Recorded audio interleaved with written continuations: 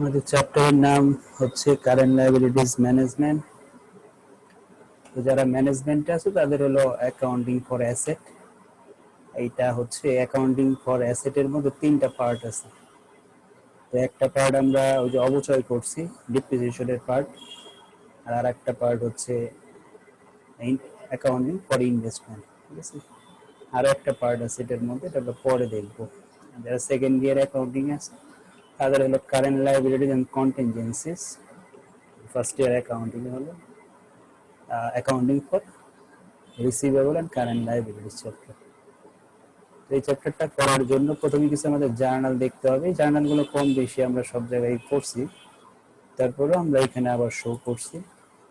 তো এখানে কার কার জার্নালগুলো দেওয়া হয়েছে, মূলত অ্যাকাউন্ট রিসিভেবল, নোটস পেয়েবল, এইগুলোর জার্নালগুলো আমরা এখানে দিচ্ছি।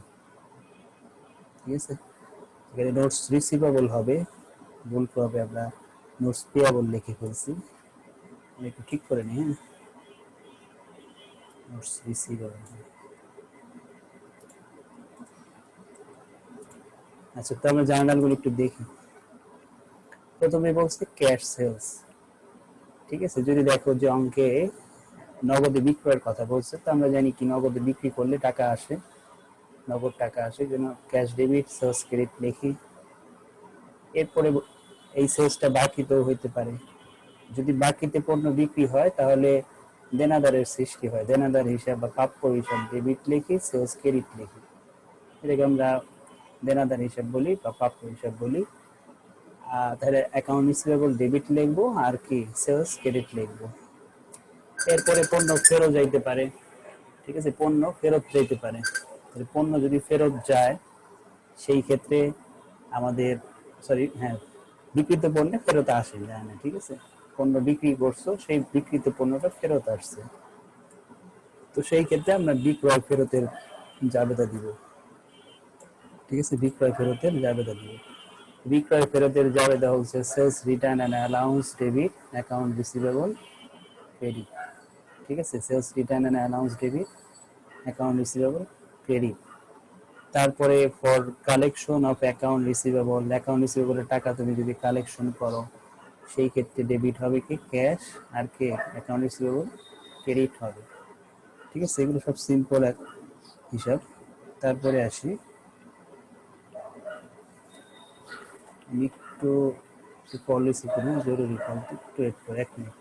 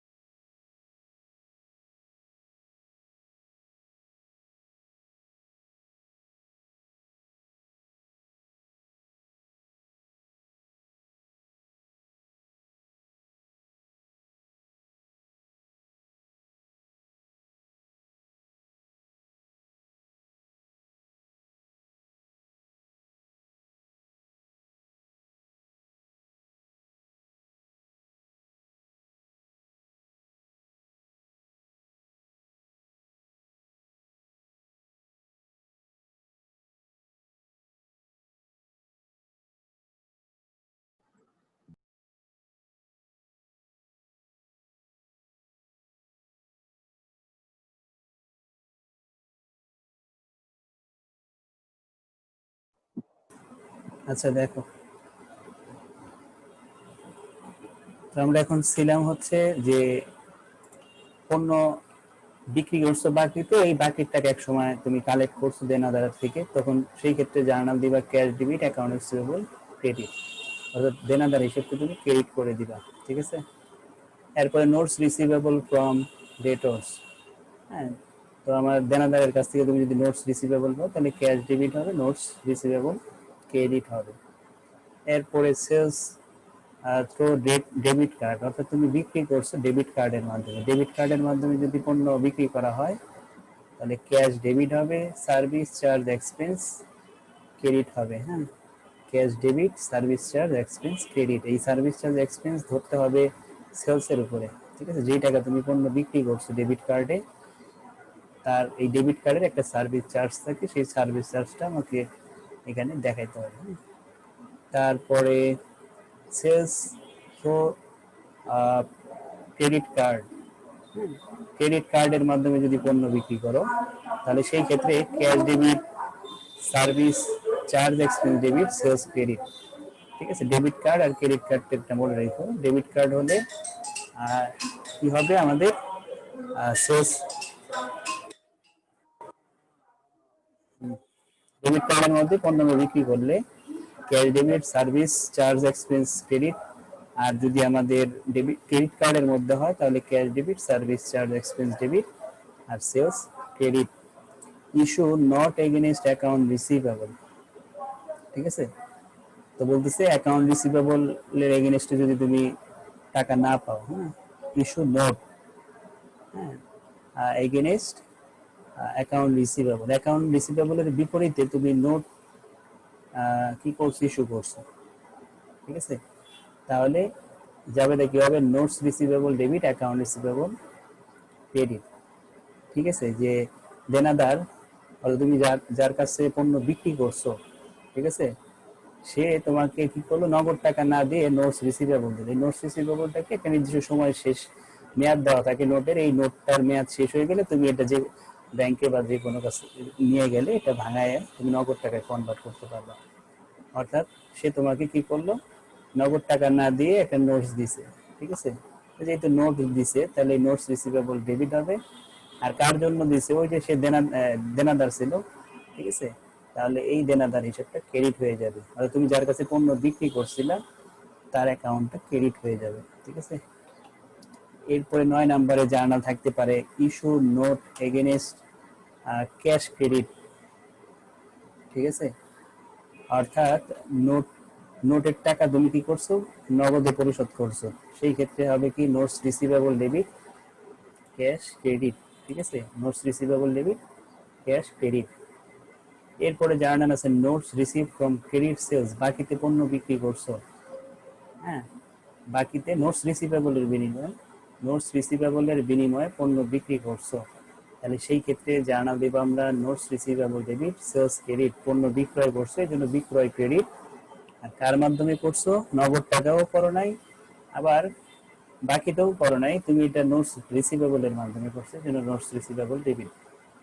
তারপরে ডিসঅনার অফ নোট রিসিভেবল, অর্থাৎ তোমার এই নোটটা যদি অমর্যাদা হয় বা প্রত্যাখ্যান হয় সেই ক্ষেত্রে জার্নাল কি দিব, কোন নোট যদি অমর্যাদা হয় বা প্রত্যাখ্যিত হয় তাহলে সেই ক্ষেত্রে আমরা জার্নাল দিব account receivable debit, notes receivable debit আর ইন্টারেস্ট রেভিনিউ ক্রেডিট। ঠিক আছে, তাহলে কি তার মানে কি, যদি কোনো নোট অমর্যাদা বা প্রত্যাখ্যান হয়, এই নোটটা আমি কাকে দিয়েছিলাম, কাকে দেওয়া হয়েছিল, অ্যাকাউন্ট রিসিভেবল, না? তো তখন আমরা কিন্তু অ্যাকাউন্ট রিসিভেবল কি করছিলাম, দেখো অ্যাকাউন্ট রিসিভেবল এই জিনিসটা খেয়াল করি, অ্যাকাউন্ট রিসিভেবল আমি ক্রেডিটে দিছি আর নোটস রিসিভেবল ডেবিটে দিছি। কিন্তু এক সময় যে দেখলা কি, যে এই নোটটা যখন ভাঙাতে গেছো তখন যে দেখছো যে এটা প্রত্যাখ্যিত হয়েছে বা অমর্যাদাকৃত হয়েছে। নোট প্রত্যাখ্যান হওয়ার অনেক কারণ থাকে, বিভিন্ন টাইম ওভার হয়ে যায় বা সিগনেচার মেনে নেয়, এরকম অনেক কিছু ইস্যু থাকে, সেই কারণে নোট অমর্যাদা হতে পারে। তাহলে সেই ক্ষেত্রে কি করব, আমরা পুনরায় এটাকে আবার ডেবিট করব, এটাকে ক্রেডিট করব, মাঝখান থেকে ইন্টারেস্ট রেভিনিউ হবে যে পণ্য বিক্রি করছে তার। ঠিক আছে, এরপরে রেকর্ডিং আনকালেক্টেবল রিসিভেবল। ঠিক আছে, অনাদায়ী পাওনা তুমি কিভাবে রেকর্ড করো সেটা এখানে দেওয়া আছে। তার জার্নাল দিব আমরা uncollectable account expense debit, account receivable credit. এরপরে আসতেছি discount note receivable dishonored by debtors, অর্থাৎ দেনাদার কর্তৃক তুমি যে বাট্টাকৃত নোট যদি প্রত্যাখ্যিত হয়, দেনাদার কর্তৃক বাট্টাকৃত নোট যদি কি হয়, প্রত্যাখ্যিত, আগেরটা ছিল শুধুমাত্র নোট, এটা ডিসকাউন্ট বা প্রিমিয়াম এরকম কিছু বলে নাই, নর্মাল একটা নোট নেটটা অমর্যাদা হয়েছে। কিন্তু এখন যেটা বলতে সেটা হলো ডিসকাউন্টকৃত, অর্থাৎ বাট্টাকৃত যদি কোনো নোট দেনাদার কর্তৃক প্রত্যাখ্যিত হয় সেই ক্ষেত্রে আমরা জার্নাল কি দিব, নোটস রিসিভেবল ডেবিট। ঠিক আছে, আগেরটার মতোই, এই যেখানে যেমন নোটস, সরি যে এটা নোটস রিসিভেবল, হ্যাঁ এই যে নোটস রিসিভেবল ডেবিট, এটাও নোটস রিসিভেবল ডেবিট দিছি, ক্যাশ ক্রেডিট হবে, আর ইন্টারেস্ট এক্সপেন্স ডেবিট হবে। হ্যাঁ, জার্নালগুলো একটু মনে রাখতে হবে। Collection from account receivable within discount period, এটা আমরা আগেও করে আসছি যে নির্দিষ্ট টাইমের মধ্যে যদি টাকা পরিশোধ করে তাহলে জার্নালটা কি হবে, ক্যাশ আসবে, সেলস ডিসকাউন্ট আসবে, অ্যাকাউন্ট রিসিভেবল আসবে। নিজস্ব তুমি পণ্য বিক্রি করছো, তুমি কি করবা, একটা সময় ডিসকাউন্টের একটা সময় দিছিলা যে এই দিনের মধ্যে যদি আপনি আমার টাকা দিতে পারেন তাহলে আমি আপনাকে ডিসকাউন্ট দিব, সেই টাইমটার মধ্যেই যদি টাকাটা দেয় তাহলে তুমি কি রেকর্ড করবা, তুমি লিখবা ক্যাশ ডেবিট যত টাকা দিছে, তারপর তুমি যত টাকা ডিসকাউন্ট দেওয়ার কথা ছিল সেটা দিবা, ঠিক আছে। আর অ্যাকাউন্ট রিসিভেবলটা ক্রেডিট হবে, তুমি কত টাকার পণ্য বিক্রি করছিলা বাকিতে সেই টাকার অ্যামাউন্টটা ক্রেডিট হবে। মনে করো 10,000 টাকার পণ্য বিক্রি করছো, বিক্রয়ের সময় তুমি শর্ত দিছো যে আপনি যদি আমার টাইম মতো একটা নির্দিষ্ট টাইম দিয়ে দিছে, এই টাইমের মধ্যে যদি আপনি আমাকে টাকা ফেরত দিতে পারেন আপনাকে আমি 10% ডিসকাউন্ট দিব, অর্থাৎ 1,000 টাকা ডিসকাউন্ট দিব। তাহলে নির্দিষ্ট টাইমের মধ্যে যদি দিছে ধরে নিলাম, তাহলে ডিসকাউন্টে বসাবো 1,000, 9,000 বসাবো ক্যাশে, আর বাকি 10,000 বসাবো অ্যাকাউন্ট রিসিভেবল। ঠিক আছে, এরপর আরো জার্নাল আছে, আমরা এই জার্নালটা দেখে অঙ্কে যাব, পরে এইগুলো আমাদের একটু পরে লাগবে, আমরা আগে এইটা এই নিয়মের অঙ্কে আগে করে ফার্স্ট অঙ্ক করবো। এইটা হবে journal for bad date or uncollectable expense. ঠিক আছে, অর্থাৎ অনাদায়ী পাওনার জার্নাল কিভাবে হবে। দুইটা মেথডে অনাদায়ী পাওনার জার্নাল আমরা দিয়ে থাকি, একটা হলো ডিরেক্ট রাইট অফ মেথড, ঠিক আছে, ডিরেক্ট রাইট অফ মেথড। আমাদের কোশ্চেনে যদি কোনো কিছু বলা না থাকে যে কোন মেথডে দিতে হবে, তাহলে তোমার ইচ্ছা তুমি ডিরেক্ট মেথডে দিতে পারো, অ্যালাউন্স মেথডেও দিতে পারো। তো এটা কার দিব, ব্যাড ডেটস এর জার্নাল দেবো, ব্যাড ডেটস এক্সপেন্সের জার্নাল হলো bad debts expense debit, account receivable credit, আর অ্যালাউন্স মেথডে bad debts expense debit, allowance for doubtful account credit. দেখো দুইটাই কিন্তু সেম, এখানেও ব্যাড ডেটস এক্সপেন্স, এখানেও ব্যাড ডেটস এক্সপেন্স। যখন ডিরেক্ট মেথড হবে তখন অ্যাকাউন্ট রিসিভেবলকে ক্রেডিট করব, আর যখন অ্যালাউন্স মেথডে হবে তখন অ্যালাউন্স ফর ডাউটফুল অ্যাকাউন্টকে ক্রেডিট করব। এরপরে বলছে for return writ or right of an uncollectable account. Uncollectable অ্যাকাউন্টে যদি অবলম্বন করতে বলে, মানে যেই টাকাটা তুমি পাবা না, আনকালেক্টেবল বলতে তোমার যেই টাকাটা পাওয়া যাবে না সেই টাকাকে যদি অবলম্বন করতে বলে তাহলে আমরা জার্নাল দিব allowance for doubtful account debit, account receivable credit. ঠিক আছে, allowance for doubtful account debit, account receivable credit. এটা কার জার্নাল দিলাম, ওই যে যেই টাকাটা আর পাওয়া যাবে না তার অবলম্বনের জাবেদা দিলাম। এরপরে আসবো আমরা recovery and of an uncollectable account. Recovery বলতে যে নির্দিষ্ট টাইম পরে দেখলে কি যে তুমি ধরে রাখছিলে টাকা পাবা না, কিন্তু কোনো না কোনো কারণে টাকাটা তুমি পেয়ে গেছো, ঠিক আছে, সেই ক্ষেত্রে তুমি কি করবে, সেই ক্ষেত্রে তোমাকে দুইটা জার্নাল দিতে হবে। ফার্স্ট হচ্ছে for reverse to reinstate the customer account, অর্থাৎ তুমি কি করবা, যে অ্যাকাউন্ট রিসিভেবল ডেবিট করবা, allowance for doubtful account credit করবা। ফার্স্ট কাজ অ্যাকাউন্ট রিসিভেবল, এটা কখন করবা, যখন তুমি আনকালেক্টেবল অ্যাকাউন্টটা রিকভারি করবা, অর্থাৎ অনাদায়ী পাওনা ধরে রাখছিলা। অনাদায়ী পাওনা কেন ধরা হয়, যে ধরে নেওয়া হয় যে এই টাকা কোনো সময় আর পাওয়া যাবে না, সেই উদ্দেশ্যে তারা একটু সঞ্চিতি গঠন করে। তো বাই চান্স যদি এই টাকাটা পেয়ে যাও তখন তুমি কি জার্নাল দিবে সেটা এখানে বলতেছি, যে দুইটা জার্নাল দিতে হবে। একটা হলো for reverse to reinstate the customer account, অর্থাৎ কাস্টমার অ্যাকাউন্টের পণ্য উদ্ধারে রিভার্স করবা, মানে উল্টায় দিবা। ঠিক আছে, জার্নাল হলো account receivable debit, allowance for doubtful account credit. ওই যে আমি উপরে উল্টায় দিছি, কিন্তু এইটার কথাই কিন্তু এখানে বলতেছে।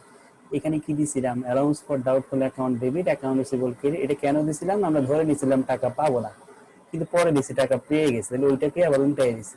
ঠিক আছে, এবং ওই টাকাটা নর্মালি যে টাকা তো পায় কিভাবে, নগদে টাকা পায়। ঠিক আছে, এই জন্য ক্যাশ ডেবিট, কার টাকা পাইছি, ওই যে দেনাদারের টাকা পাইছি, এই জন্য অ্যাকাউন্ট রিসিভেবল ক্রেডিট। তার মানে এখানে যেই টাকাটা হবে এখানে ওই টাকাটাই বসে যাবে। ঠিক আছে, তাহলে এই নিয়মে আমরা প্রথম দুইটা অঙ্ক এই নিয়মের মধ্যে পড়ছে, তো এই নিয়মে একটু দেখে আসুন। আরো কিছু জার্নাল হয়তো এখানে মিস্টেক থাকতে পারে, কিন্তু এগুলো জেনারেল জার্নাল দেখে আর এখানে শো করি নাই, মানে সচরাচর আমরা সবসময় রেগুলার করি, তো এই জন্য এখানে শো করি নাই, দুই একটা হয়তো এরকম ব্যতিক্রম থাকতে পারে। তো আমরা প্রথম অঙ্কে আসি। আমাদের অঙ্কগুলো বেশি বড় না, ছোট ছোট, কিছু অঙ্ক আছে বড়, ম্যাক্সিমামই ছোট অঙ্ক। From the following particular prepared journal entries and allowance for doubtful account. প্রথমে কি করতে বলছে, জার্নাল এন্ট্রি দিতে বলছে, জবাব দিতে বলছে, and allowance for doubtful account, এবং allowance for doubtful account দেখাইতে বলছে, অনাদায়ী পাওনা সঞ্চিতির হিসাব দেখাইতে বলছে। ঠিক আছে, একটা জার্নাল দিবে, একটা খতিয়ান দিবে, বুঝতে পারছি। প্রথমে আমরা জার্নাল দিই। প্রথম জার্নাল বলতেছে, সবগুলো জার্নাল হবে কিনা সেটা আমার দেখার বিষয়। allowance for doubtful debt on 1/1/2019 900 বলতেছে যে অনাদায়ী পাওনা সঞ্চিতির ডেবিট, সরি হ্যাঁ, allowance for doubtful debt অর্থাৎ অনাদায়ী পাওনা সঞ্চিতির ব্যালেন্স আছে 1 তারিখে কত টাকা, 900 টাকা। ঠিক আছে, প্রারম্ভিক ব্যালেন্স দেওয়া আছে। তারপরে বলতেছে ব্যালেন্সের কোনো সময় জার্নাল হয় না। ঠিক আছে, এগুলো হচ্ছে আমাদের রেওয়া মিলের আইটেম, অর্থাৎ 1 তারিখের ব্যালেন্স শিটের 900 টাকার অ্যামাউন্ট দেওয়া আছে। Bad date written of during the year কত টাকা, 600 টাকা। বলছে এই বছরে তাদের অনাদায়ী পাওনা সঞ্চিতি, অনাদায়ী পাওনা অবলোকন হয়েছে কত টাকা, 600 টাকা। ঠিক আছে, এগুলো কিন্তু অলরেডি এই ঘটনা কিন্তু ঘটে গেছে। আমাদের টার্গেট কি, আমাদের টার্গেট হলো যেগুলো যখন লেনদেন সংঘটিত হয় তখনই কি করা হয়, খাতায় লিপিবদ্ধ করে। এখন আমরা লিপিবদ্ধ করবো যেগুলো লিপিবদ্ধ অলরেডি হয় নাই, নতুন করে লিপিবদ্ধ করতে হবে, সেইগুলো আমরা এখানে লিপিবদ্ধ করব। এরপরে দেখি অ্যাকাউন্ট রিসিভেবল। হ্যাঁ, অ্যাকাউন্ট রিসিভেবল মানে দেনাদার হিসাবে বা প্রাপ্য হিসাবের 31/12/2019 সালের ব্যালেন্স দেওয়া 12,000, আর bad debt to written off টাকা 300। এই যে এইটার জার্নাল আমরা দিই। হ্যাঁ, bad debt to written off টাকা 300। এখন প্রশ্ন হইতে পারে যে এইখানেও তো ব্যাড ডেট রিটেন অফ দেওয়া আছে, পার্থক্য এই জায়গাটা করে দিছে ডিউরিং দ্য ইয়ার বলে। ডিউরিং দ্য ইয়ার থাকলে বুঝতে হবে যে এই বছর এই লেনদেনটা সংঘটিত হয়েছে, 2019 সালে কোনো না এক সময় লেনদেনটা সংঘটিত হয়েছে, হওয়ার পরে আমাদের এখানে 600 টাকার ব্যালেন্স দেওয়া আছে, কিন্তু এইখানে কিন্তু সেটা বলে না। Bad debts to written off টাকা 300, এটা কিন্তু কোনো ডিউরিং দ্য ইয়ারও বলে নাই বা কোনো তারিখও দেওয়া নাই। ঠিক আছে, এই জন্য এটা আমাদের ধরে নিতে হবে যে এটা আমাদের পরবর্তীতে কোনো এক সময় সংঘটিত হয়েছে, এই আর্থিক বছরের মধ্যে না। তাহলে আমরা কি করব, এই bad debt to written off এর জার্নাল দিব। হ্যাঁ, bad debt to written off এর জার্নাল আমরা কিভাবে দিব, bad debt allowance for doubtful account debit account receivable. এটা দ্বারা কি বুঝাইতেছে, bad debt to written off, এটা দ্বারা বুঝাইতেছে যে অনাদায়ী পাওনার টাকা আর পাওয়া যাবে না, অথবা তুমি চিন্তা করতে পারো নতুন অনাদায়ী পাওনা। ঠিক আছে, তো নতুন অনাদায়ী পাওনা তুমি কিভাবে তৈরি করবে, allowance for doubtful account debit, আর ক্রেডিট হবে অ্যাকাউন্ট রিসিভেবল। অ্যাকাউন্ট রিসিভেবলকে কেন ক্রেডিট করলাম, কারণ আমরা ধরে নিয়েছি যে দেনাদারের টাকা আর পাওয়া যাবে না। ঠিক আছে, তাহলে দেনাদার হিসেব কিন্তু সবসময় ডেবিট, কিন্তু বলতেছে যে bad debt to written off, অর্থাৎ তোমাকে এটাকে অবলম্বন করতে হবে, অর্থাৎ তোমাকে ধরে নিতে হবে যে এই টাকা তুমি পাবা না। এই জন্য কি করলাম, অ্যাকাউন্ট রিসিভেবলকে কমায়া ফেললাম, অর্থাৎ ক্রেডিট করলাম। আর এই টাকাটা কমবে কোথা থেকে, আমাদের পূর্বে একটা সঞ্চিতি তৈরি করা ছিল, এই যে সঞ্চিতি। ঠিক আছে, এই সঞ্চিতির দিকে কমাইতে হবে। সঞ্চিতি অলওয়েজ ডেবিট, ক্রেডিট। ঠিক আছে, allowance for doubtful account always credit. তো এইটাকে কমাইতে হলে কি করতে হবে, ডেবিট করতে হবে। এই জন্য জার্নাল কি হয়েছে আমাদের, allowance for doubtful account debit আর অ্যাকাউন্ট রিসিভেবল ক্রেডিট। যে এই জার্নালটা আমরা উপরে দেখে আসছি, এই যে দেখছো, for written of and collectible uncollectable account. কি জার্নাল দিয়েছিলাম, allowance for doubtful account debit account receivable credit. কেন এই জার্নাল দিলাম তা আমরা এখানে বললাম, যে রিটেন অফ দ্বারা আমরা বুঝবো অবলম্বন, অর্থাৎ অনাদায়ী পাওনার টাকাকে অনাদায়ী পাওনা আকারে দেখাইতে হবে যে এই টাকাটা পাওয়া যাবে না, যেটা কিনা আমাদের ইনকাম স্টেটমেন্টে দেখাইতো। হ্যাঁ, অনাদায়ী পাওনাটা কোথায় দেখাই আমরা ইনকাম স্টেটমেন্টে, আমরা সেলিং এন্ড ডিস্ট্রিবিউশনের পার্টের মধ্যে দেখাই এই পার্ট, এই মানটা। তাহলে 300 টাকা আমরা ধরে ধরে নিছি যে এই টাকা আর পাওয়া যাবে না, তাহলে রিটার্ন অফ এর জার্নাল দিলাম ফার্স্টে। এরপরে কি দিব, credit and allowance for doubtful debt 5% on account receivable. এখন আমাকে ক্রিয়েট, হ্যাঁ, নতুন করে কি করতে বলছে, সঞ্চিতি তৈরি করতে বলছে। তার উপর অ্যাকাউন্ট রিসিভেবলের উপর কত পার্সেন্ট, 5%। তো অনাদায়ী পাওনা সঞ্চিতির জাদুটা কি সেটাও আমরা দেখে আসছি। তো আমরা একটু আবার দেখাই আনি যে কোন জায়গায় ছিল এটা। এই অ্যাকর্ডিং টু আনকালেক্টেবল রিসিভেবল, বা আমরা অ্যালাউন্সও লিখতে পারি, ঠিক আছে। অর্থাৎ তুমি সঞ্চিতি তৈরি, সরি এইটা না, তো মিস্টেক হয়ে গেছে, এটা না, এই যে এটা অ্যালাউন্স, ঠিক আছে। অ্যালাউন্স মেথডে bad debts expense debit allowance for doubtful account কি, এই জার্নালটা আমরা এখন দিতেছি। সঞ্চিতি সৃষ্টি করতে বললে অলওয়েজ আমরা ওই জার্নালটাই দিব। জার্নালটা হলো bad debt expense debit allowance for doubtful account credit, ঠিক আছে। এখন প্রশ্ন হলো আমি অ্যালাউন্স ফর ডাউটফুল অ্যাকাউন্ট কিভাবে তৈরি করব। খেয়াল করে দেখি, আমাদের প্রথমে আমরা হিসাব করব আমাদের অনাদায়ী পাওনা কত ছিল। কিছু কিছু বইতে ডিরেক্ট 12,000 মাইনাস 300 ইন্টু 5% করে দিছে, কিন্তু ঝামেলা হইতো যদি এইখানে 900 আর এইখানে 900টা না মিলতো। এখন কেন 900 হয়েছে সেটা বলতেছি। যদি এই দুইটা অ্যামাউন্ট সেম না হতো তাহলে কিন্তু অ্যান্সারে 12টা বাজে যেত, ঠিক আছে। তো এইটা আমাদের আসলে বুঝতে হবে কি করতেছে এখানে। এখানে কি করছি আমরা, যে ব্যাড ডেট রিটার্ন অফ, আমার মাথায় রাখতে হবে আগে কি, যে ওনাদের পাওনার পরিমাণ টোটাল কত। অর্থাৎ এই বছর সব করে 600 আর নতুন আছে এখানে 300, এই টোটাল কত হলো 900, ঠিক আছে। এই 900 আমাদের অনাদায়ী পাওনা। এই অনাদায়ী পাওনার সাথে যুক্ত হবে নতুন অনাদায়ী পাওনা সঞ্চিতি, ঠিক আছে।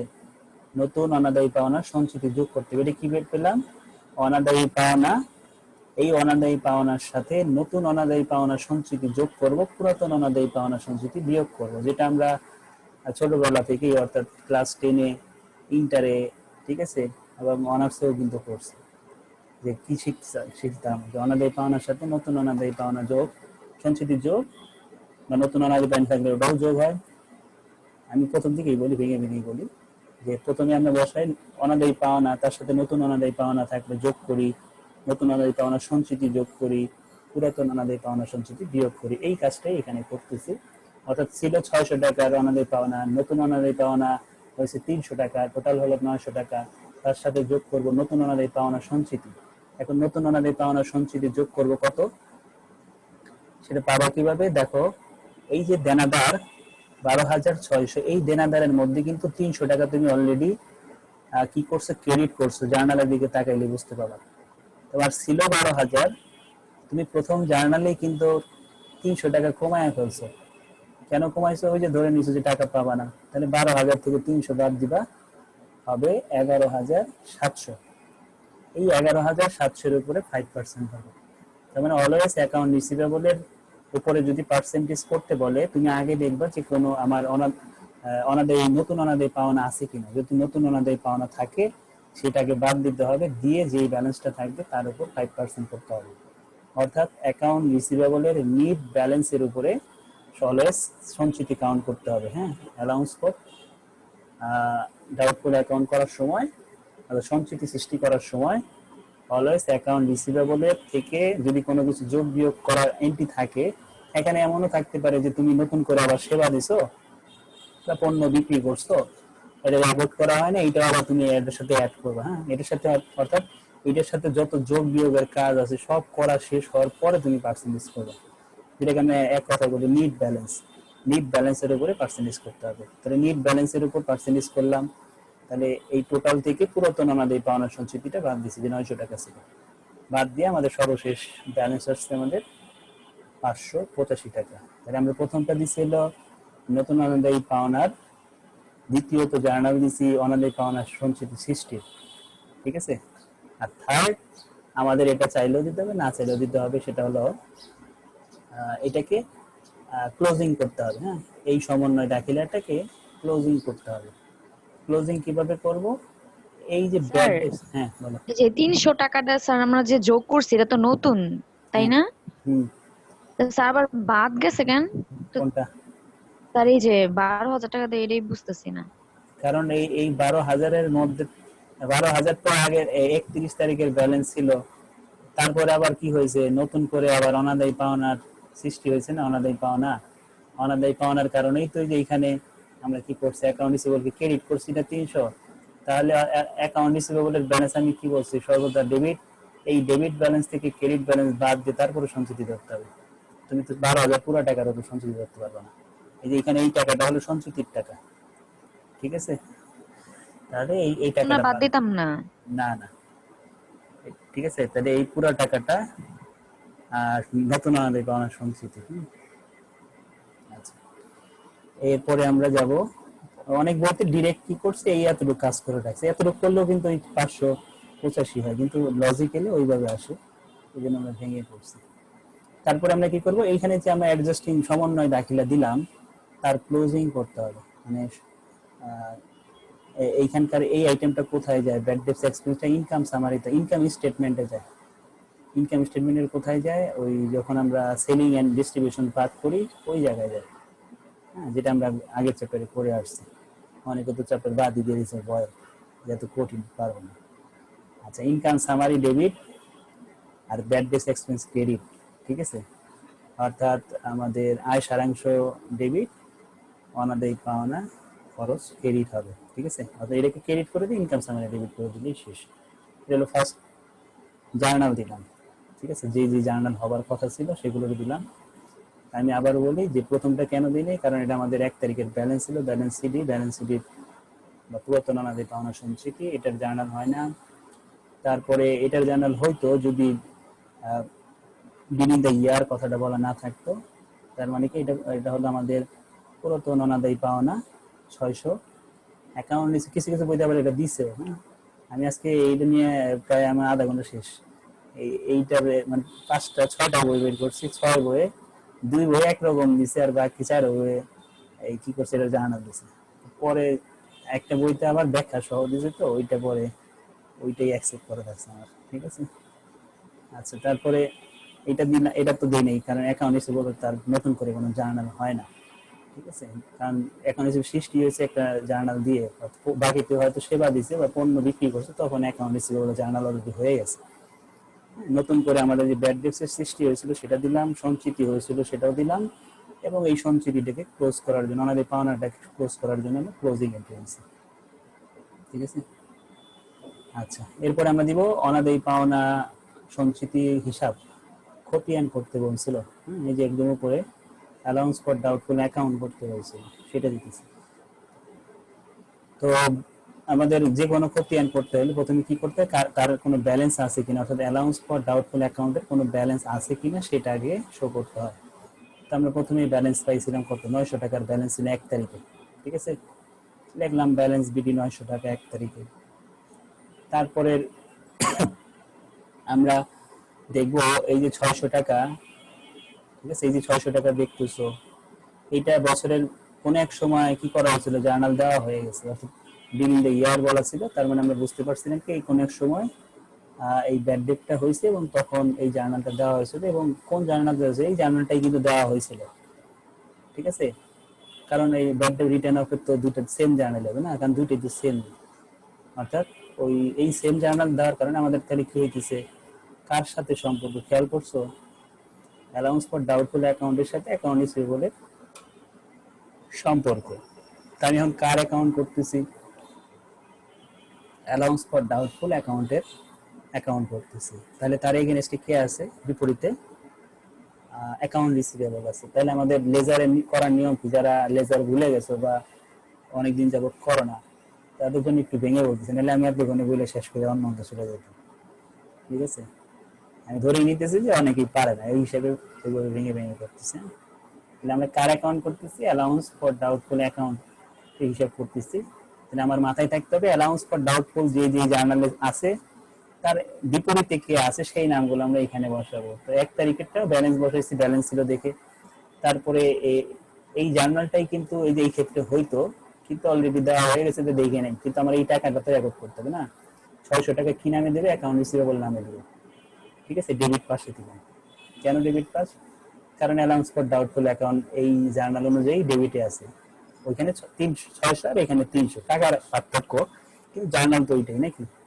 তার মানে কি 600 আমি এখানে বসালাম, তারপরে এইটার টাকাটা বসালাম, অ্যাকাউন্ট রিসিভেবল লিখবো, অ্যালাউন্স ফর ডাউটফুল ডেবিট আছে, ডেবিটের টাকা বসালাম 300। ঠিক আছে, আর এইখানে আবার একটা অ্যালাউন্স আছে, দেখো তো অ্যালাউন্স কোন পাশে আছে? ক্রেডিটে আছে, তাই আমি টাকা বসাবো কোথায়? ক্রেডিটে। আর কি হবে? হ্যাঁ, নামটা কি হবে? Bad debt expense. ঠিক আছে, কারণ ওই নামটা লিখবো না, কারণ আমি তো আর খতিয়ান করতেছি। যার খতিয়ান করতেছি তার টাকা কোথায় আছে ওই ঘরেই বসাবো, কিন্তু নামটা লিখবো তার বিপরীতে। এইভাবে খতিয়ান করতে হয়। ঠিক আছে, দেখো 900 টাকা হলো ব্যালেন্স বিডি, তার সাথে ব্যালেন্স বিডি এটা কার? Allowance for doubtful account. আর অ্যালাউন্স ফর ডাউটফুল অ্যাকাউন্টের সচরাচর ব্যালেন্স প্রশ্নে বলা কিছু না থাকলে আমরা সবসময় নর্মাল ব্যালেন্স যেটাকে বলতাম, নর্মাল ব্যালেন্স অলওয়েজ ক্রেডিট। তাহলে 900 টাকা ক্রেডিটে, এই ক্রেডিট থেকে তুমি ডেবিটের টাকা বাদ দিছো, হয়েছে 300। এই 300 দিকে 300 বাদ দিছো, হয়েছে 0। এই শূন্যের সাথে এইটা যোগ করছো। ঠিক আছে, যোগ করে তুমি সর্বশেষ অ্যালাউন্স ফর ডাউটফুল অ্যাকাউন্টের ব্যালেন্স পেলো 585। ঠিক আছে, 585 দিয়ে পুনরায় আবার যদি এরকম হয়, তাহলে এই জায়গাটা কি থাকবে? 2020 সাল থাকবে, 1 তারিখ থাকবে, এখানে 585 দিয়ে আবার নতুন করে অঙ্ক তারা সাজাবে। ঠিক আছে, এইভাবেই আমাদের সার্কেল চক্রবৃদ্ধি আকারে প্রতি বছরের হিসাবগুলো করা হয়। আচ্ছা, এটা গেল। তারপরে 2 নাম্বার অঙ্কে আসে। 2 number math. The ledger of Suman corporation at the end of the first current year show. Account receivable দেওয়া আছে 80,000, সেলস দেওয়া আছে 9,40,000, সেলস রিটার্ন দেওয়া আছে 40,000। If allowance for doubtful account has debit balance of টাকা 1,000, দেখছো এটা কি ব্যালেন্স আছে খেয়াল করতে হবে কিন্তু। Allowance for doubtful account has debit balance, কিছু বলা না থাকলে আমরা বলছি কি নর্মাল ব্যালেন্স অলওয়েজ ক্রেডিট, কারণ সঞ্চিতি সবসময় ক্রেডিট। একটা সঞ্চিতি মনে হয় ডেবিট, সেটা কি পাওনাদারের বার্তা সঞ্চিতি মনে খালি ডেবিট, আর বাকি সব সঞ্চিতি ক্রেডিট, নর্মাল ব্যালেন্স। আর যদি ওটা কোনো অন্য ঘটনা ঘটে ওটা বলেই দেয়, যেমন এটাতে বলে দিছে কি বলছে, এটা ডেবিট ব্যালেন্স। এটা একটু আমাদের কাজে লাগবে অঙ্কে, এইটার কাজ দেখাবো পরে। তারপরে বলছে in the trial balance then journalize the adjusting entry at December 31st assuming bad debt are expected to be 2% mid sales. প্রথম অ্যাডজাস্টিং দিতে বলছে ব্যাড ডেটস এর 2% অফ নিট সেলস, 2% আমাদের নিট সেলস এর উপর ধরে ব্যাড ডেটস এর journal দিতে অ্যাডজাস্টিং দিতে বলছে।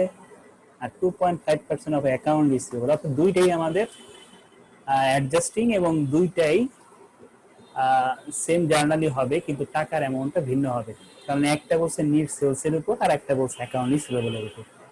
ঠিক আছে, জার্নাল দেখো, আমরা জার্নাল আমরা জানি কি সঞ্চিতি সৃষ্টির জাবেদা কি? সঞ্চিতি সৃষ্টির জাবেদা হচ্ছে bad debt expense debit allowance for doubtful account credit. সবসময় মনে রাখো জার্নাল একটাই, সঞ্চিতির জার্নাল একটাই, bad debt expense debit allowance for doubtful account credit, অনাদায়ী পাওনা ডেবিট, অনাদায়ী পাওনা সঞ্চিতি ক্রেডিট। এখন কার উপর ধরতে বলছে? NEET sales. নিট সেলস কিভাবে পাবো? সেলস থেকে সেলস রিটার্ন বাদ দিলে পাবো নিট সেলস। তাহলে নিট সেলস কত? এখানে 9 লাখ টাকা নিট সেলস, বুঝতে পারছি। সেলস রিলেটেড যদি আরো কোনো কিছু থাকতো, যেমন সেলস ডিসকাউন্ট, ঠিক আছে, সেটাও কিন্তু আমরা বাদ দিতাম।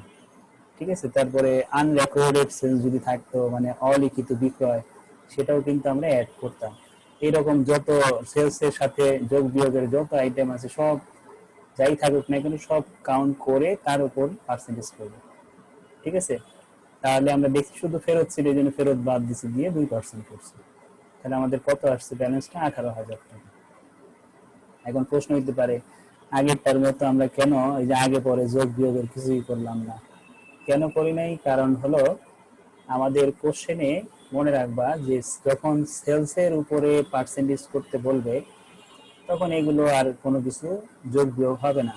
মানে এই অনাদায়ী পাওনা সঞ্চিতির আগে কি আছে না আছে বা আমাদের অ্যাকাউন্ট ব্যাংক ডেটের কি আছে না আছে এগুলো কোনো কিছুই আসবে না যখন বিক্রয়ের উপরে সঞ্চিতি ধরতে বলবে। যখন রিসিভেবলের উপর বলবে তখন কিন্তু সবকিছুই বিবেচনায় আনতে হবে। ঠিক আছে, সবকিছুই বিবেচনায় আনতে হবে। সবকিছু বলতে দেখতে হবে তোমার নতুন করে কোনো অনাদায়ী পাওনা হয়েছে কিনা, বা নতুন অনাদায়ী পাওনার ব্যালেন্স আছে কিনা, বা পুরাতন অনাদায়ী পাওনা আছে কিনা, এই সব কিছু কাউন্ট করে আমাদের সঞ্চিতির লাস্ট ব্যালেন্সটা বের করে আনতে হবে। ঠিক আছে, তো এখন রিসিভেবলে যাই। রিসিভেবলে কি করবো? রিসিভেবলে তার আমাদের দেখো প্রশ্নে আমাদের অবশ্যই খেয়াল রাখতে হবে কোনো অনাদায়ী পাওনার সৃষ্টি হয়েছে কিনা, নতুন অনাদায়ী পাওনার সৃষ্টি হয়েছে কিনা। তো আমরা পুরো প্রশ্ন পড়ে return of bad date return of এর কোনো কথাই কিন্তু পুরো অঙ্কের মধ্যে পাই নাই, যেটা আগের অঙ্কে পাইছিলাম। এই যে এখানে ছিল bad debt to return of, তখন আমরা বুঝছি কি নতুন অনাদায়ী পাওনার সৃষ্টি হয়েছে। আর নতুন অনাদায়ী পাওনার সৃষ্টি হলে অবশ্যই অ্যাকাউন্ট রিসিভেবল কমে যাবে, কিন্তু এই অঙ্কের মধ্যে ওই রকম কিছুই নাই, অথবা অ্যাকাউন্ট রিসিভেবল সম্পর্কিত কোনো ইনফরমেশনই কোশ্চেনে আর নাই, এই শুধু অ্যাকাউন্ট রিসিভেবল ছাড়া। তাহলে আমরা কি, আমাদের জন্য ইজি হয়ে গেছে, সরাসরি ৮০,০০০ টাকার ২.৫% করবো। ঠিক আছে, তাহলে খেয়াল করে দেখো ৮০,০০০-এর ২.৫% যদি করো তাহলে আসবে ২,০০০ টাকা। একটু মনোযোগ দিয়ে শোনো, ৮০,০০০-এর ২.৫% যদি তুমি করো, ৮০,০০০ কেন ধরলাম, কারণ এর সাথে কোনো ইনফরমেশন ছিল না যোগ বিয়োগ করার মতো, এই জন্য আমরা সরাসরি ৮০,০০০-এর উপরে ২.৫% করছি, হয়েছে ২,০০০ টাকা। ঠিক আছে, এরপর এই ২,০০০ থেকে আমরা কি করব, অনাদায়ী পাওনা সঞ্চিতির ব্যালেন্স যোগ হইতে পারে বিয়োগ হইতে পারে। বিয়োগ কেন করছিলাম আগের অঙ্কে একটু খেয়াল করে, আমি আগের দুইটার সাথে মিলাই দিতেছি যদি বুঝতে একটু ইজি হয়। আগেরটাই এই দুটো জিনিস কেন আসছিল, কারণ অনাদায়ী পাওনা ছিল কোশ্চেনে পুরাতন নতুন, এই জন্য এই পার্টটা আসছিল। আর এখন কেন আনি নাই, কারণ এই অঙ্কটার মধ্যে কোনো নতুন অনাদায়ী পাওনাও নাই, পুরাতন অনাদায়ী পাওনাও নাই, এই জন্য আগে কোনো কিছু যোগ হয় নাই। তারপরে আসি, এইখানে কেন বাদ দিছিলাম, অনাদায়ী পাওনা নতুন ভাবে সৃষ্টি হয়েছিল, ওই নতুনটা বাদ দিছিলাম, কিন্তু আমার পরের অঙ্কে কোনো নতুন অনাদায়ী পাওনা ছিল না, এই জন্য আর কোনো কিছু বাদও দেওয়া লাগে নাই, সরাসরি পার্সেন্টেজ করছি।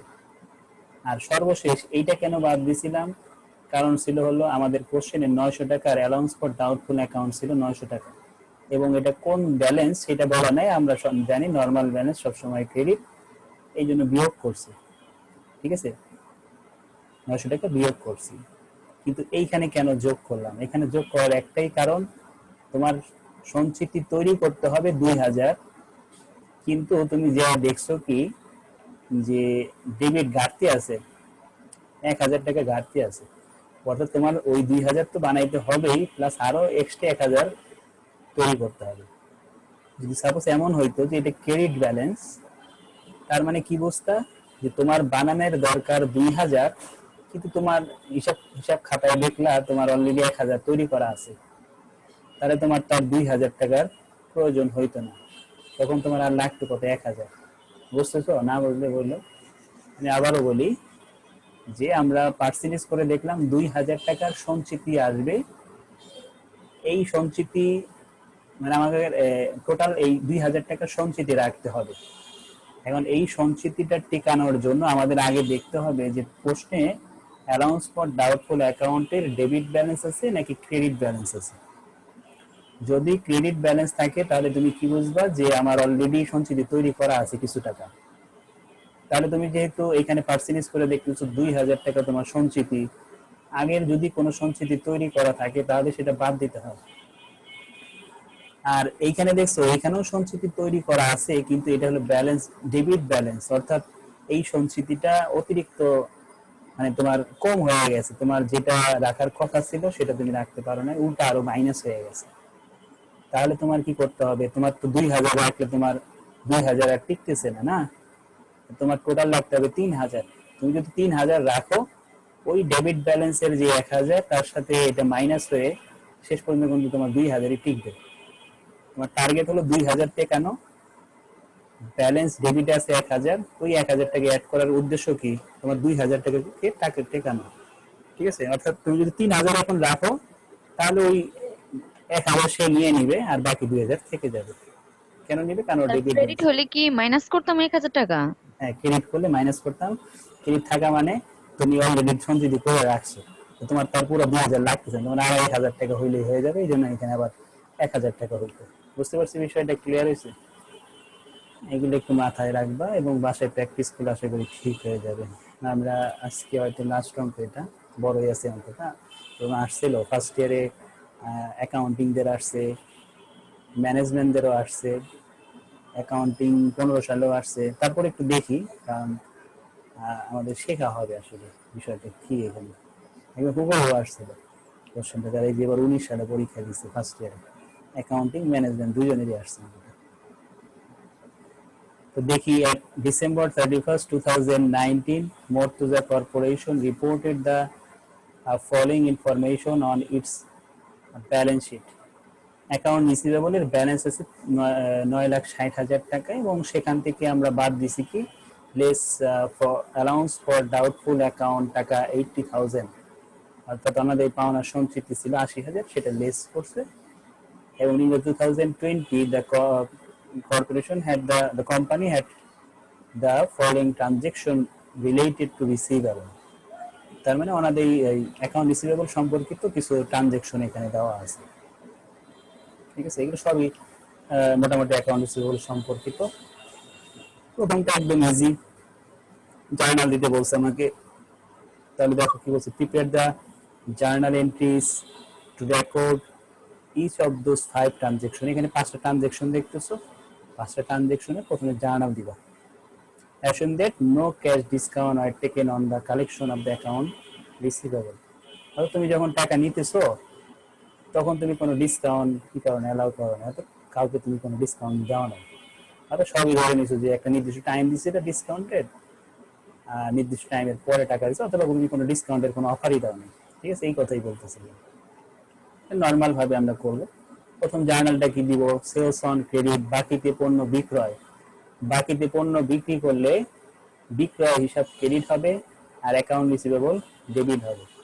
অ্যাকাউন্ট রিসিভেবল হিসাব debit, sales credit, to record sales on account. বাকিতে পণ্য বিক্রি করছি, বাকিতে পণ্য বিক্রয় জার্নাল দিলাম। এরপরে পণ্য ফেরত দিছো, ফেরত দিলে কি হয়, sales return and allowance debit, এই অ্যাকাউন্ট রিসিভেবলটা ক্রেডিট হয়ে গেল। বিক্রয় ফেরত ডেবিট, আর বিক্রয় এই দেনাদার হিসাব বা প্রাপ্য হিসাব ক্রেডিট। ঠিক আছে, এরপরে collection of account receivable, account রিসিভেবলের টাকা পাইছো। ঠিক আছে, তাহলে অ্যাকাউন্ট রিসিভেবলের টাকা পেলে cash debit, account receivable credit. অর্থাৎ তুমি আগে সম্পদ আকারে লিখে রাখছিলা অ্যাকাউন্ট রিসিভেবল, এই টাকা পাইছো, এটা ক্রেডিট করলে কি পাইছো, নগদ টাকা পাইছো না, ক্যাশ। তার মানে cash debit, account receivable credit. প্রশ্নে যা টাকা আছে তাই, একদম সিম্পল। আর write off accounts receivable deemed uncollectable, তারা ধরে নিছে যে কি হবে, যে অ্যাকাউন্ট রিসিভেবলের টাকা আর পাবে না, মানে একদম নিশ্চিত হয়ে গেছে, এরকম ভাবে বলতেছে। ঠিক আছে, তা আমরা বলছিলাম কি, যদি অনাদায়ী পাওনার টাকা মানে অ্যাকাউন্ট রিসিভেবলের টাকা না পাওয়া যায়, সেটাকে কি বলি, রিটার্ন অফ, বা রাইট অফ বলি। তো এটার জার্নাল কি শিখছিলাম, allowance for doubtful account debit, account receivable credit. যেহেতু অ্যাকাউন্ট রিসিভেবলের টাকা পাবো না ধরে নিয়েছি, তাহলে অ্যাকাউন্ট রিসিভেবল ক্রেডিট, আর ডেবিট করতে হবে, allowance for doubtful account debit হবে। ঠিক আছে, এরপর journal, recovery of bad debt previously written off uncollectable. ওই যে আমরা বলছিলাম যে অনাদায়ী পাওনা যেটা ধরে রাখছি, সেই টাকাটা যদি পাওয়া যায় তাহলে 2টা জার্নাল দিতে হয়। ঠিক আছে, তো সেই 2টা জার্নাল এখন দিব। প্রথমে হচ্ছে আমরা আগে যেটা করছিলাম তারা উল্টাই দিব, ওই যে রিভার্স কথা বলছিলাম। তার মানে account receivable debit, allowance for doubtful account credit. পুরো টাকা পাই নাই, 90,000 তো ধরে রাখছিল পাবে না, কিন্তু পরে দেখছি কি 24,000 টাকা পাইছি। 24,000 টাকার জার্নালি আমরা দিব, আগেরটাকে উল্টাই দিব।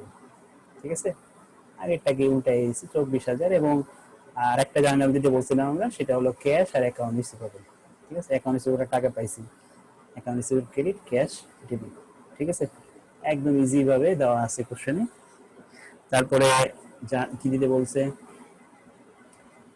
Enter the journal 1 2020 balance in account receivable and allowance for doubtful account, post the entries to the two accounts, use T account, অর্থাৎ টি অ্যাকাউন্ট করতে বলছেন, ডিটারমাইন দ্য ব্যালেন্স, এবং ব্যালেন্স তৈরি করতে বলছেন।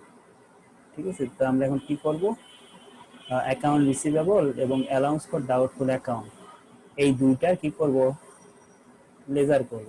ঠিক আছে, তো আমরা যেহেতু কোশ্চেনে কোনো তারিখ নাই, এই জন্য তারিখ আর দেওয়া হয়নি কোনো পাশে।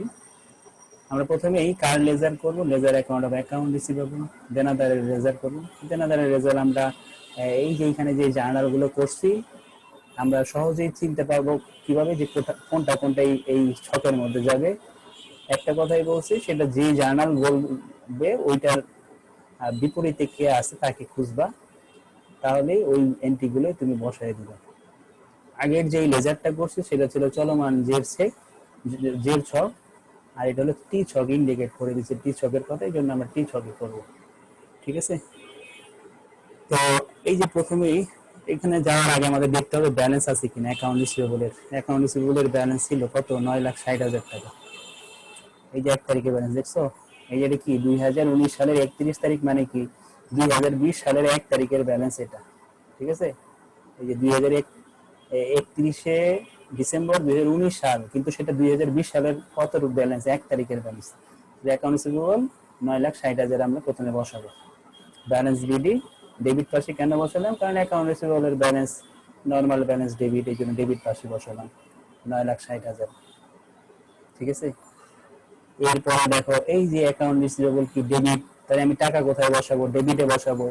নাম কার দিব, সেলসের, যে সেলস নাম দিলাম, ডেবিটে টাকা বসালাম। তারপরে আমরা আবার খুঁজবো অ্যাকাউন্ট রিসিভেবলের সাথে কে আছে, এই যে আছে কে, সেলস রিটার্ন এন্ড অ্যালাউন্স, এই নাম দিব, টাকা বসাবো ক্রেডিটে, এই যে দেখো allowance for sales return and allowance, credit পাশে টাকা বসালাম। তারপরে এই যে এখানে দেখো অ্যাকাউন্ট রিসিভেবল কোথায় আছে, ক্রেডিটে, টাকা বসাবো ক্রেডিটে, নাম দিব ক্যাশ, এই যে দেখো ক্যাশ, ক্রেডিটে টাকা বসাইছি 90,000।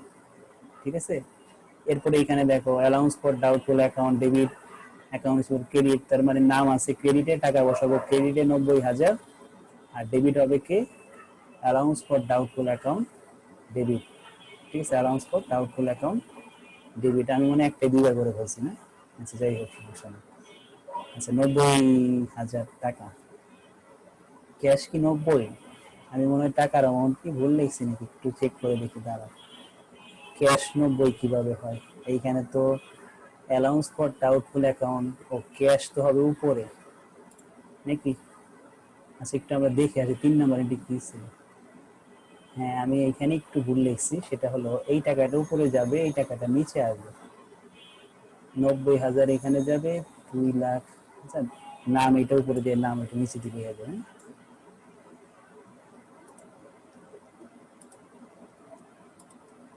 আমাদের শীটটার সলিউশন সহই দিছে, এবার তো ভুল ত্রুটি থাকতে পারে। তো এটা পুরো চ্যাপ্টারটা যখন কমপ্লিট হয়ে যাবে, যদি ভুল ত্রুটি থাকে, অলরেডি কিন্তু 2টা ভুল পাইছি আমরা, তো এটা আবার পুনরায় আপলোড দিব, তখন আবার ওই আগেরটা ডিলিট করে এটা রাইখা দিবা। এটা ওইটা এখন যেটা আছে এটা আপাতত এটা নিয়ে অঙ্ক টঙ্ক করতে পারবে, গুগল ড্রাইভে দিয়ে দিছি। আচ্ছা, তো ক্যাশ এটা গেল। এই পাশে এই যে দেখো এখানে অ্যাকাউন্ট রিসিভেবল কি ডেবিট, তাহলে ডেবিটে টাকা বসাইতে হবে 24,000, কি নামে হবে, allowance for doubtful account, allowance for doubtful account.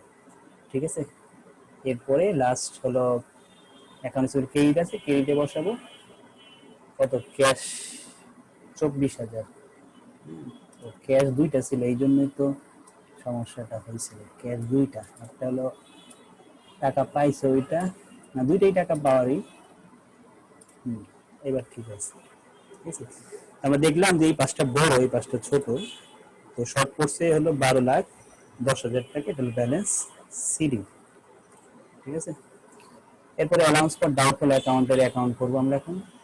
আমরা এখন ওই থেকে একইভাবে যেভাবে আমরা অ্যাকাউন্ট রিসিভেবল করলাম, এইভাবে আমরা অ্যালাউন্স ফর ডাউটফুল অ্যাকাউন্টেরও দেখবো কার কার, এই যে দেখো এখানে অ্যালাউন্স ফর ডাউটফুল অ্যাকাউন্ট ডেবিটে আছে, টাকা বসাবো ডেবিটের, নাম হবে অ্যাকাউন্ট রিসিভেবল 90,000। এই দেখো ডেবিটে বসাইছি 90,000, ডেবিটে বসাইছি। এবার আগে একটা ব্যালেন্স ছিল এই যে উপরে, হ্যাঁ এই যে 80,000 টাকার ব্যালেন্স ছিল, ওই 80,000 টাকার ব্যালেন্স ক্রেডিটে বসাবো। কেন ক্রেডিট? কারণ অ্যালাউন্স ফর ডাউটফুল অ্যাকাউন্টের নর্মাল ব্যালেন্স ক্রেডিট, এই জন্য ব্যালেন্স বিডি এখানে কত বসালাম, 80,000 টাকা। আর দেখি অ্যালাউন্সের সাথে আর কার কি হয়েছে দেখি। এটা তো বললামই না, এই যে আর একটা পাইছি, এটা কত, 24,000। কোন পাশে বসবে? ক্রেডিটে আছে, ক্রেডিটেই টাকা বসবে, নাম হবে অ্যাকাউন্ট রিসিভেবল। বুঝতে পারছি? এর থেকে আর সহজভাবে বোঝানোর উপায় নাই যে লেজার কিভাবে করতে হয়। জার্নাল ঠিক মতো পারলেই লেজার পারবা, ঠিক আছে? লেজার অনেকে ভয় পায়, গড় বেশি, অনেকগুলো গড় করতে হয়, ওইটা কোনো সমস্যা না। তোমার আগে জার্নালটা ঠিক থাকতে হবে। জার্নাল তুমি যদি ভুল করে ফেলো, লেজারও কিন্তু ভুল হবে। আবার অনেক সময় এমন হয় যে এরকম অঙ্ক আমরা করাইছি যারা আগে করছো, সেটা হলো প্রথমে জার্নাল দিতে বলে, এরপর লেজার দিতে বলে, এরপরে টাইল বাজে দিতে বলে, একসাথে তিনটা চাই। তাহলে প্রথমেই যদি বিসমিল্লাহ যদি ভুল করে ফেলো, বাকি দুটো অটোমেটিক ভুল হয়ে যাবে। ঠিক আছে? এই জন্য জার্নালে একটু এক্সপার্ট হইতে হবে। এরপরে লাস্ট আমাদের চাইছে যেটা, সেটা হলো দেখে আসি কি চাইছে। দুইটা লেজার চাইছিল ডিসি, জার্নাল চাইছে ডিসি, এখন কি চাই? Prepare the journal entries to record bad debt expense for 2020, assuming that expected debt are 1,15,000. Bad debt এক্সপেন্সে নতুন করে আবার জার্নাল দিতে বলছে। যদি ব্যাড ডেটস এর ব্যালেন্স 1,15,000 হয়, তাহলে নতুন করে আরেকটা জার্নাল দিব। Bad debt expense debit, allowance for doubtful account credit. তো এইখানে 1,15,000 পুরাই বসানো যাবে না, কারণ হলো কি আমাদের সঞ্চিতি ছিল, ঠিক আছে? সঞ্চিতি কত ছিল? এই যে 14,000 বাদ দিব, ঠিক আছে?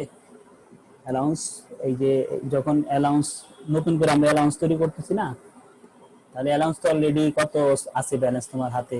অলরেডি কিন্তু 14,000 টাকার ব্যালেন্স আছে, ঠিক আছে? তাহলে এই তোমাকে বানাইতে বলছে কত টাকা? Prepare the entries to record bad debt expense for 2020, assuming that expected bad debt are, তো ধরে নিয়েছে যে 1,15,000 টাকা অনাদায়ী পাওনা হবে। তাহলে অনাদায়ী পাওনার জন্য অনাদায়ী পাওনার সঞ্চিতি তৈরি করতে হবে। তো অলরেডি যেহেতু আমাদের বলতেছে 1,15,000, তার মধ্যে তো আমার অলরেডি ব্যালেন্স আছে। এই যে হিসাব করে দেখছো কি, অ্যালাউন্স ফর ডাউট করবে ব্যালেন্স অলরেডি 14,000 তৈরি করা আছে। তো তোমার আর বাকি টাকাটা তৈরি করতে হবে, অর্থাৎ 1,01,000 টাকা তৈরি করতে হবে, ঠিক আছে? এই ছিল আমাদের সলিউশন। আমাদের সলিউশন ছবি তোলার প্রয়োজন নাই, কারণ আমরা সলিউশন সহই শীট দিয়ে দিছি গুগল ড্রাইভে। যারা যারা গুগল ড্রাইভ পাও নাই, ওরা আমাকে নক দিয়ে আমি সেন্ড করে দেবেন।